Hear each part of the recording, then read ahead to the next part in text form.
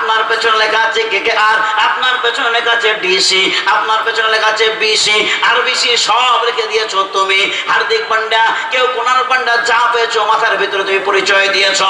তুমি যে মুসলমান, তোমার একটা কার তোমার ভিতরে নাই। আল্লাহ রাসূল সাল্লাল্লাহু আলাইহি সাল্লাম বলেছেন, মান তাশাব্বাহা বিকওমিন ফাহুয়া মিনহুম। যে যার অনুসরণ করবে কিয়ামতের দিনে সেই মানুষটা তার সাথে জাহান্নামে থাকবে। কি ভাবছেন, কি ভাবছেন? চুল রাখবা, হিপি করবা, কিয়ামতের দিনে সেইভাবে যাবা।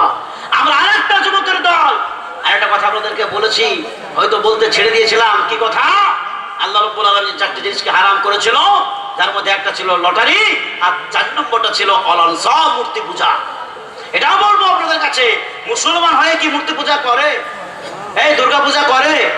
করে না, কোন মূর্তি পূজা করে না। কিন্তু আল্লাহ তাআলা বলছেন তোমাদের জন্য হারাম করে দিলাম। কেন বললো? কেন বললো? উদাহরণ দিয়ে বলি, ভালো করে শুনে যা। আমরা মুসলমান হয়েও কিছু ছেলে এমন আছি মূর্তি পূজায় অংশগ্রহণ করেছি। কেমন করে?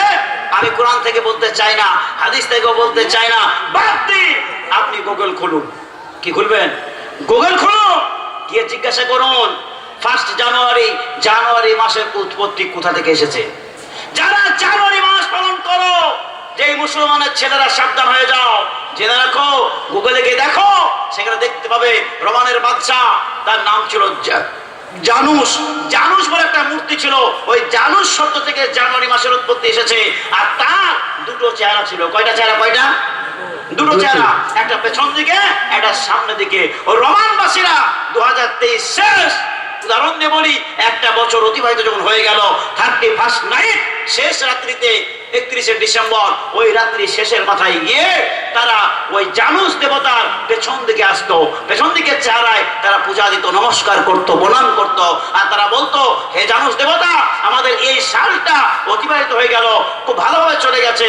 হে প্রভু, হে জানুস দেবতা, আগামীকাল আমাদের 1 জানুয়ারি হবে, যেন 1 জানুয়ারি থেকে আগামী বছরটা খুব ভালো করে চালিয়ে দিও, হে সর্বশক্তিমান বলে তারা পূজা দিয়ে, নমস্কার জানিয়ে, প্রণাম জানিয়ে তারা যেত।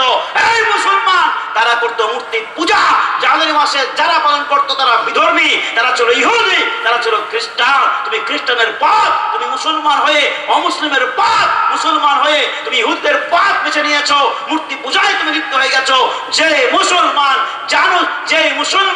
জানুয়ারি মাসটা 1 জানুয়ারি পালন করবে, ডিগবাজি পালন করবে, নাচ গান করবে, নাচাগানা করবে, আর তারা মদ পান করবে, সেই মুসলমানের ছেলেও ওই জানুস দেবতার মূর্তি পূজাকারী হিসেবে গণ্য হবে।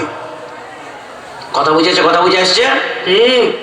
এই জিনিসটা আমাদের জন্য হারাম, হারাম করে আল্লাহ তাআলা। তোমার মানতে চাইলাম না, কি পেয়েছি 1 জানুয়ারি? হায়ের হায়। আহা মুসলমান, এবার শুনে, কিসের তো অহংকার, কিসের তো যৌবন? এই যৌবন একদিন আপনার শেষ হয়ে যাবে, সব শেষ হয়ে যাবে, চলে যেতে হবে আপনাকে অন্ধকার কবরে, যেতে হবে না? তাই বলি ভাই, এক এক করে শুনে রাখুন, জাহান্নামের পর্ব কয়টা? 5 নম্বর বলে দিয়েছি, চুলের ঘটনা বলে দিয়েছি।